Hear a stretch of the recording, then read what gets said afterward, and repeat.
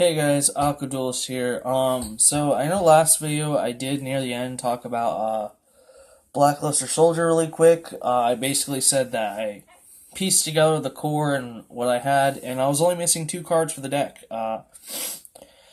And I'm missing Envoy at the beginning, second copy of Envoy at the beginning, and I'm also missing a copy of Utopia the Lightning. So I did say next paycheck I would order them and just piece together to essentially completely piece the deck back together. And with that, I kind of want to talk about Blackluster Soldier today, kind of the deck as a whole. Because the deck does have quite a bit of issues and problems, and while it is kind of a bad deck, it's still a pretty good fun deck in my opinion. Which there's nothing wrong with having a fun deck. I've had quite a few throughout my time playing Yu-Gi-Oh. Even though I try to have more competitive decks, I did make some fun ones every now and then. Some better than others, but BLS is kind of weird because for me it was enough. The issues it had were enough to kind of put down the deck. Were kind of, well, in a way, wanted me to put the deck down after playing it for a while. And even though I do enjoy BLS, I was kind of like, it was kind of like a 50-50 with me.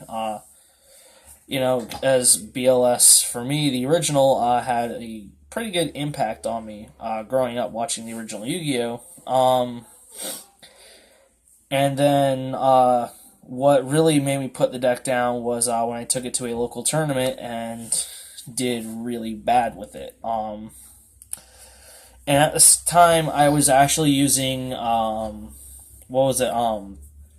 deck list that Team Samurai had, and the only difference is I didn't have Gateway to Chaos. So that was the only difference. I had pretty much a carbon copy other than that, and couldn't even win a match. It was like that bad. I just braked so hard. But actual issues with the deck is it does have breaking issues. And I feel like with incantations out now, that does help with the deck's breaking and consistency. Especially since Candle and Talisman are both light and dark, that does really help with the chaos kind of thing it's got going for it, which is really nice. And you don't really summon from the extra deck that much, so it's kind of, to me, I feel like it's not that bad if they do so on the field. The only issue is with running the incantations is with synthesis and such. If I remember correctly, it does have to be exactly 8 stars, so if you do use them, they are going to be sitting on the field, which can kind of suck, but that's the only issue I see with the incantations. But other than that, I feel like it should help with the deck's consistency, and that's actually what I'm going to be trying. I actually am planning on running Incantation, Candle, and Talisman, and I want to see how well that helps. Especially since now I'm working, I'm actually able to get different cards to try things out. So if they don't work, I can at least try different things in the deck and essentially find a build that I enjoy. But the other main issues I have, and this is with consistency, is I see people do this a lot, but pre-preparation of rights doesn't work in Blackluster Soldier, and I still see people run it every now and then. Whenever I see builds and such, people are running it, and if you read preparation of rights or pre-preparation of rights, you can't play it. Like, I don't know how people are doing it, but they're just not reading the card. And for me, that's honestly pretty frustrating to see that. Just because, that's just kind of just laziness. Really kind of. I'm not trying to be mean, but But it really hurts the deck that we can't play pre-prep in the deck, or pre-preparation rights in the deck, because that is honestly probably the best ritual support card for rituals, and we don't have that access to it because our ritual card, the two ritual cards we have, doesn't specifically state Blackluster Soldier or Blackluster Soldier Super Soldier. The only card that does is the original Blackluster Soldier Ritual. I think that's what it was, like Blackluster Ritual, if I remember correctly. For the original Blackluster Soldier, that's the only two cards that you can search off of pre-preparation rights, and we don't run the original the original ritual spell for BLS. The other issue that really hurts, one of the other two issues that really hurts BLS is I think it's Blackluster Synthesis. The ritual spell we use, it's got that once per turn effect on it, and essentially if that gets negated, the deck just kind of is dead that turn. There's not really anything we can do that the deck can do, which does suck,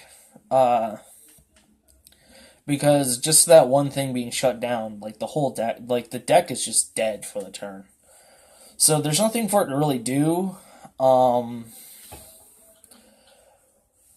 But I don't know. Can't remember the last thing. Oh yeah.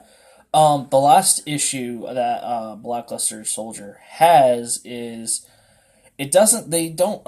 Super Soldier and those guys don't really have any protection.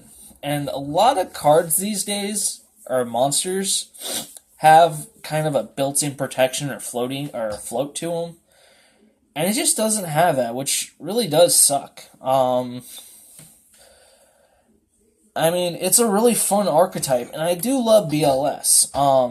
And like I said, it's not bad to have a fun deck at all. I've had some pretty crazy ones that I've really enjoyed. Over time, I just kind of took apart because I need the resources for other stuff. And that's just kind of how I function with fun decks. If I need the resources for a competitive deck, and if it's in there, I will take it out and throw it in a competitive deck and scrap my fun deck. But it's just nice to have a fun deck every now. Just a fun deck to get away from the competitiveness. Just have some more casual fun. It's really nice to do that every now and then. Despite BLS having all these issues that I pointed out, it is still Blackluster the original Blackluster Soldier is still more of a favorite card of mine from the original era. That really kind of, for me, had an impact on me as a kid. So it's gonna be nice to play it again, and really be able to mess around with the deck. Now that I'm so much better at deck building than I was before. Which when I originally played the deck, I actually didn't make it. So two friends actually made it for me, and they knew I was a huge, a big BLS fan. Essentially, they kind of just asked, some things I'd like, and I just gave them a couple ideas, and they made that for me. Which I did enjoy playing back then, but yeah, hopefully now, with incantations and all, this deck can at least do something locally. And that's probably all this deck will ever be able to do, is just something locally. We do have other versions now that are other variants I've seen with invokes and such, which do seem really cool. If I don't like the incantation version with the some spicy tech I've thrown in, I would more than likely probably try the invoked build. But I don't know.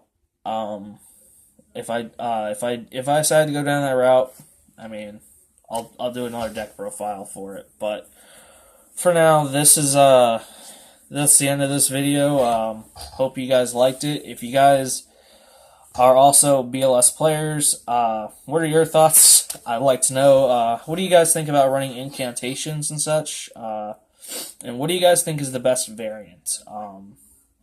But go ahead and give this video a like if you like this video. If you want to see more of my content, I do 4 or 5 videos a week. Make sure you hit that subscribe. If you hit that subscribe button, make sure you hit that notification button so you get notified when my videos come out. Thank you guys for watching, and I'll see you all in the next video.